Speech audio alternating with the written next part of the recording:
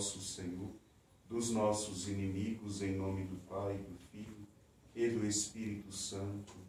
A cruz sagrada seja minha luz, não seja o dragão meu guia.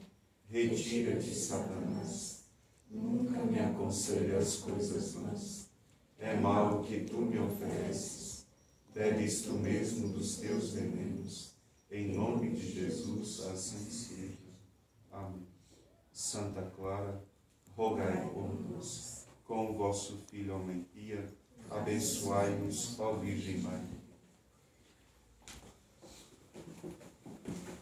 Filhos, filhas, ontem, pensando no aniversário da Débora e da irmã Clara, eu sempre, é algo que eu fico sempre pensando na nossa vida, como atua a divina providência, como Deus, nosso Senhor, nos criou tão pequeninos e nos criou para a perfeição mais elevada, e como Deus vai nos guiando ao longo da nossa vida. Talvez hoje nós devêssemos fazer uma reflexão exatamente sobre isso, as duas que fizeram aniversário.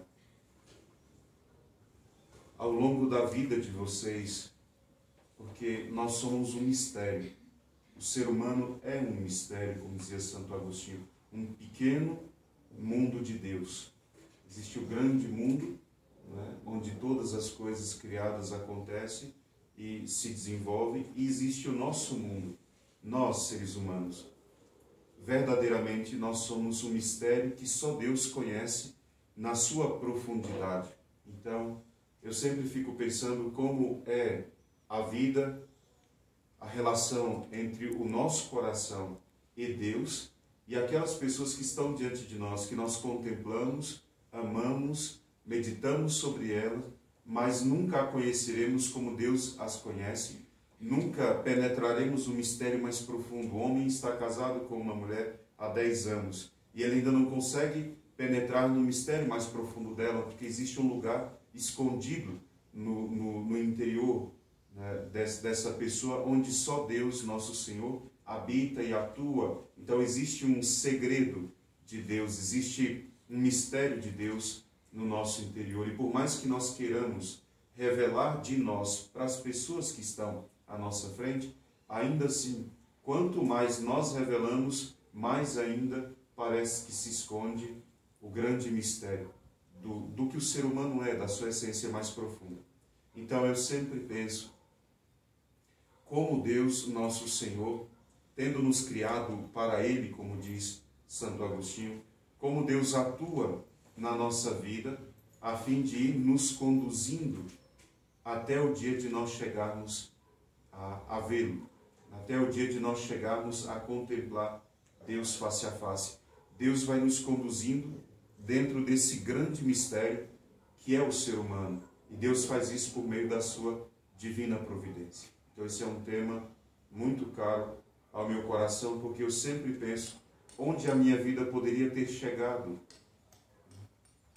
onde eu poderia estar hoje se eu não estivesse aqui, como a minha vida teria sido guiada pelas minhas decisões, claro, como a minha vida teria sido guiada se Deus não tivesse me inspirado, se Deus não tivesse me conduzido, me orientado, se Deus não tivesse tido a paciência que Ele teve comigo, se Deus não tivesse tido a misericórdia que Ele teve em me colocar diante da vontade dEle.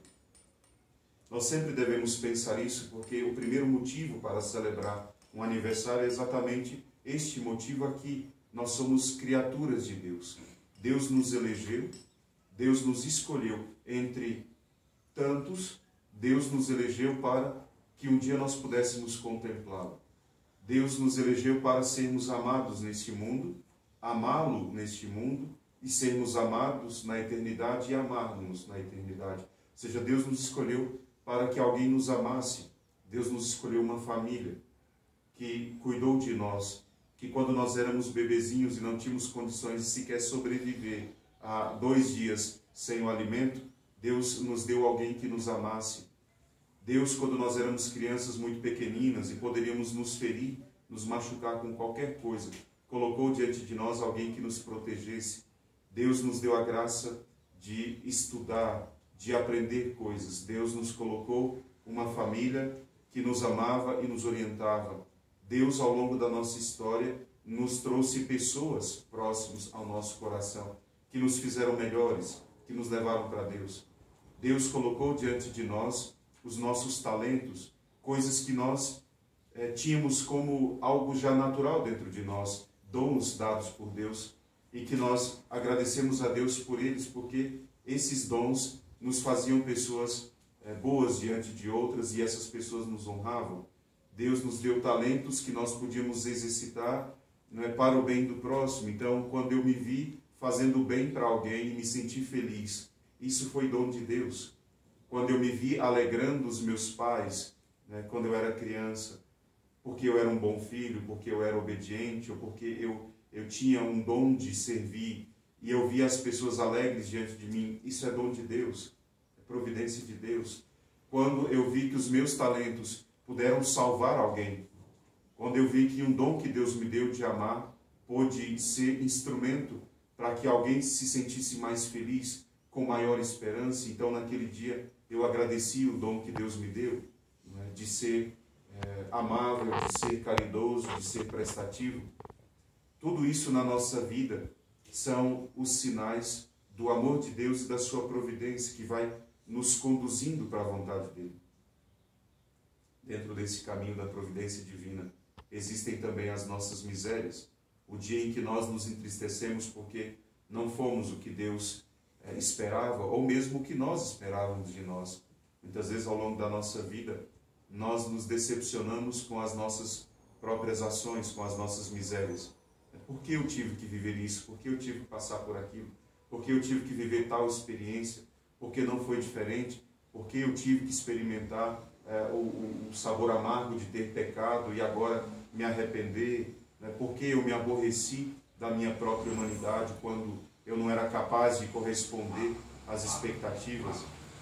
Em tudo isso, a providência divina estava nos guiando. Então, até ali, nós tínhamos que encontrar motivos para agradecer a nosso Senhor. Porque Deus estava ali. Se Ele não estivesse ali, nós não estaríamos aqui agora. Nós teríamos nos perdido ao longo do caminho.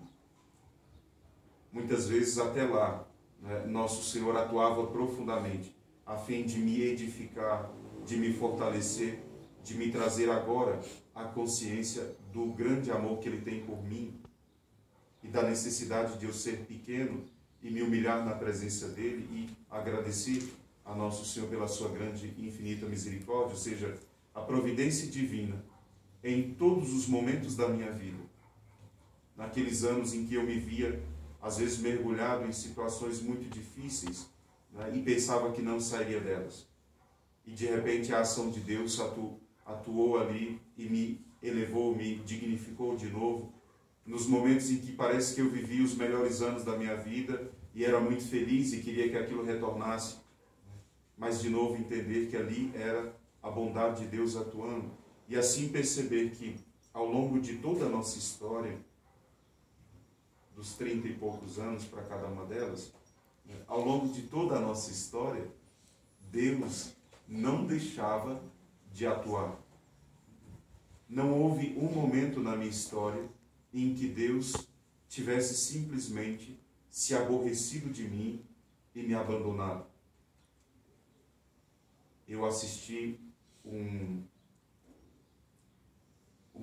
documentário, um filme pequeno, há pouco tempo, que mostrava Deus aborrecido com a humanidade, São Miguel Arcanjo compadecido da humanidade e São Gabriel Arcanjo querendo destruir a humanidade por mandato divino. Ou seja, Deus mandou que São Gabriel destruísse a humanidade porque Deus tinha perdido a esperança na humanidade. E Deus inspirou no coração de São Miguel a desobediência. Então São Miguel estava do lado dos homens e São Gabriel estava do lado de Deus. Moral da história, final da história. São Miguel, por ter estado ao lado do homem, é justificado por Deus. E São Gabriel, claro, nessa história, não entende, porque Deus queria fazer justiça e São Miguel desobedeceu essa justiça divina e fez Deus se lembrar da misericórdia dele, e por fim Deus justificou São Miguel. Claro, existe uma desordem doutrinária na coisa, não é? Mas o que é interessante é que, no fim, a misericórdia de Deus sobressaiu da sua justiça. E o motivo disso, o motivo da misericórdia de Deus, era o nascimento de uma criança, né, que era esperada. Então, aquela criança era ainda, né, o motivo pelo qual Deus agiria com misericórdia. Mesmo a humanidade inteira merecendo a justiça, Deus ainda agiria com misericórdia por causa de uma nova vida humana nascida. Porque uma nova vida humana nascida de Deus, claro, porque é Deus quem dá a vida, ela ainda seria sinal de esperança e possibilidade de um mundo melhor.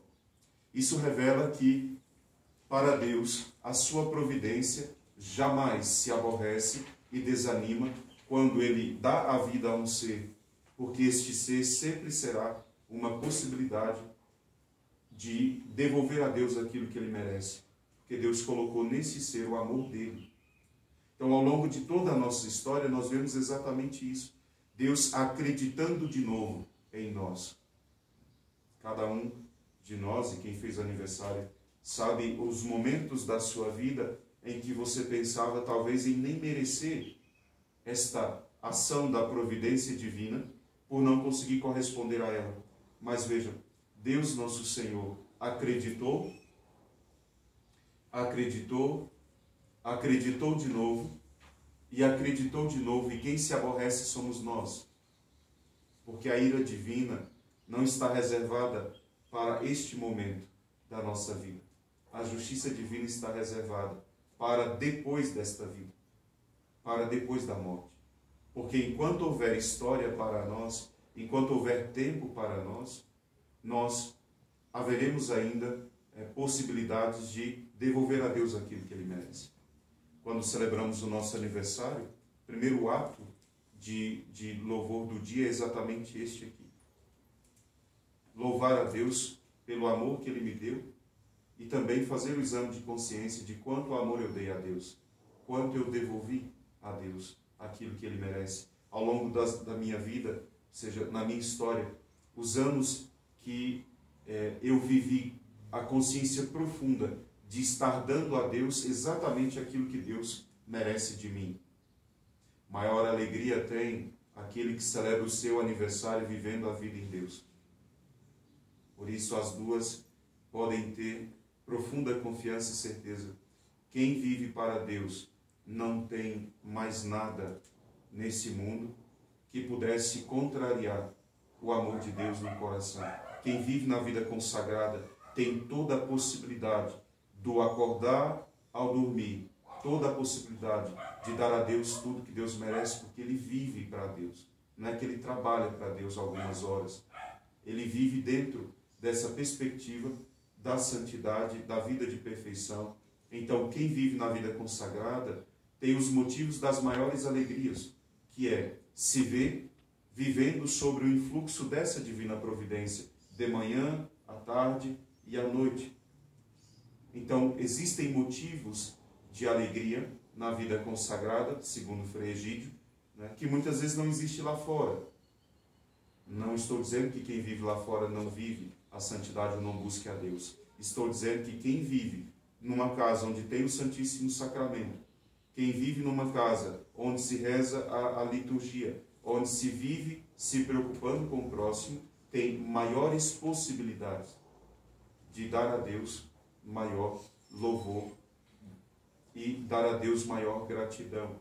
Também aqui, quem vive na vida consagrada deverá oferecer mais, porque recebeu mais. Quem vive na vida consagrada deverá fazer exames de consciência constantes para perceber se o amor que eu tenho dado a Deus corresponde ao amor que Deus me deu na vida consagrada.